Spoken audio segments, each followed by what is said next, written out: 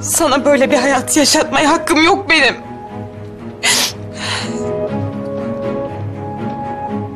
Bana bak. Gözlerimin içine bak. Ben hiçbir yere gitmiyorum. Kör de olsan, sağır da. Bir daha ömrüm boyunca yürüyemeyecek bile olsan, seni bir an bile yalnız bırakmayacağım.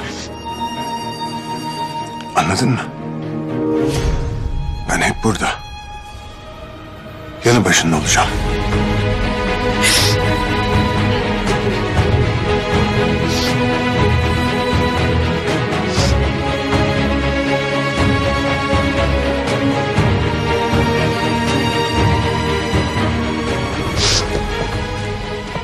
Ne yapıyorsun?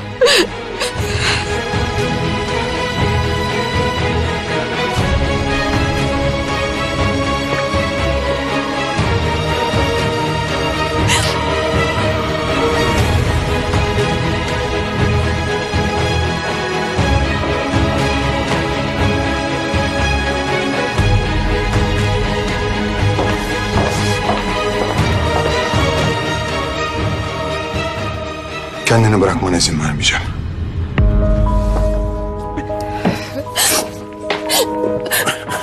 Bırak. Ne yapıyorsun?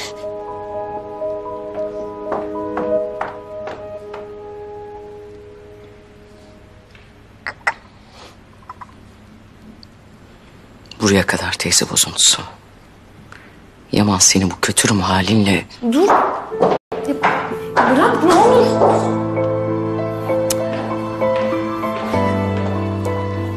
Bırak. Nereye gidiyoruz? Ne olur bırak, nereye gidiyoruz? Bir şey söyle. Yamancığım ne oluyor? Kötü bir şey yok değil mi? Nereye gidiyorsunuz?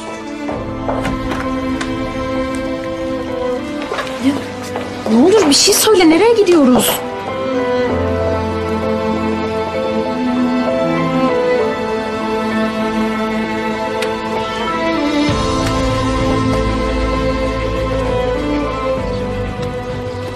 Nereye gidiyoruz?